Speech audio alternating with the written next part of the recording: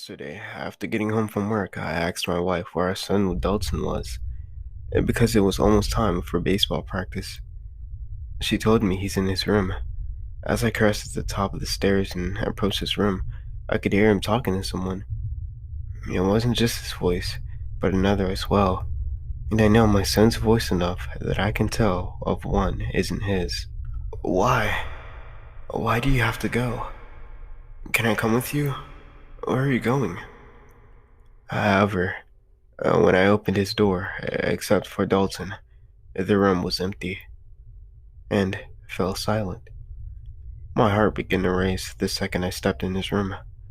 The best I can explain is a little electrical zaps all over from head to toe, and in that moment, I just got the creeps. He was seated at the foot of his bed, talking at a rocking chair positioned about a foot or two directly in front of him, and it looked like the chair was rocking on its own, but I just assumed Dalton did it. Who are you talking to? I asked. James. James is his best friend from down the street. Dalton, you can see James over the weekend, but this is a school night. Did you do your homework? I'm not going to James's house this weekend. What do you mean? Because he said his parents can't see him anymore. I left him to his imagination and I went back downstairs, and that's when the phone rang. It was my wife's friend who lived in the house behind Dalton. As my wife spoke through the receiver, I could see the blood drain from her face. She hung up the phone in a trance. What? I questioned. I just got off the phone with Marie. James Manick was just hit by a car 20 minutes ago. He died at the scene. It took me a minute to process this and what Dalton said. I ran back upstairs. Dalton, when did you get home from school?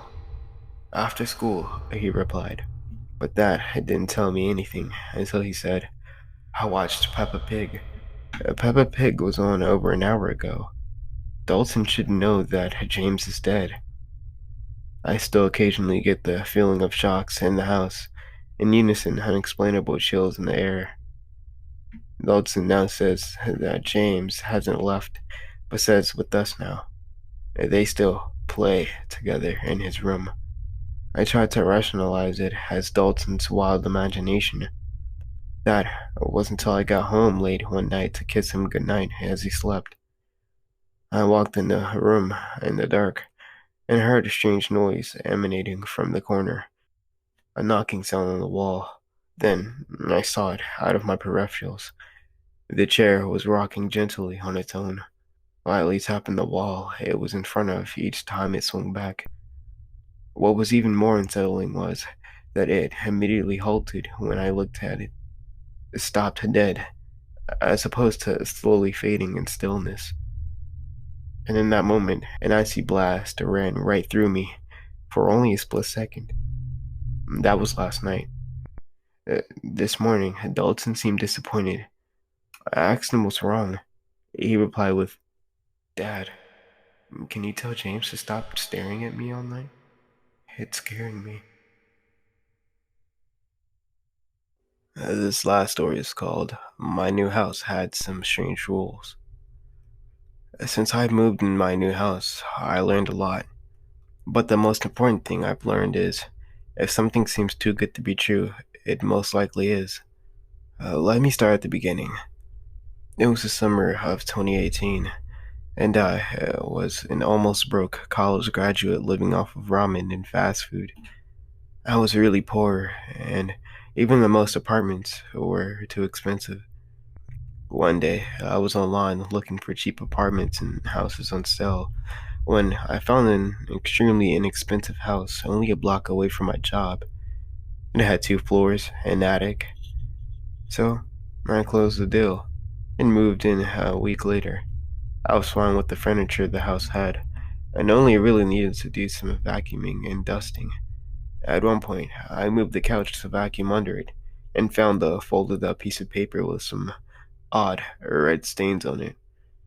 I picked it up and opened it. It looked like the person writing it was in a hurry or just had a really, really bad handwriting. I'm doing my best to copy what was on it from memory. 1124 Walnut Street. Survival Rules. Rule 1. Always close the closet door in the bedroom at night. Do not open it, even though you may hear a scratching and whimpering coming from inside. If you realize you have forgotten to close it, pretend to be asleep and don't open your eyes, no matter what happens. Rule 2. Sometimes the shower will randomly turn on. If it does, go into the bathroom and turn it off as fast as you can.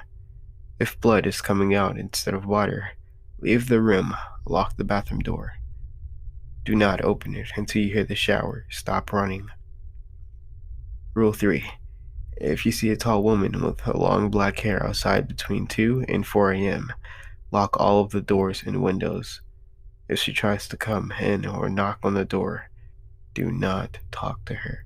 She will leave immediately. Rule 4. If you hear someone singing from the attic, pretend you do not hear and try to fall asleep. If the sound starts moving downstairs, lock yourself in the bedroom and hide until morning. Rule 5. If you see a tall man in a cloak outside at 3 a.m., you are doomed. Don't run, and you might have a quick death. Good luck. I shivered as I finished the rules. I'm not a big believer in the supernatural, but at the same time, I didn't want to be the horror movie character who ignores all the signs and dies first. Later, I tacked the rules above my bed and closed the closet door. Then I tried to fall asleep. I heard the shower turn on. I sighed and walked to the bathroom. Blood was coming out and filling the bathtub. I noped out and locked the door. Then I heard it. "Oh, wait, no. Come back. Don't leave me here, Mommy."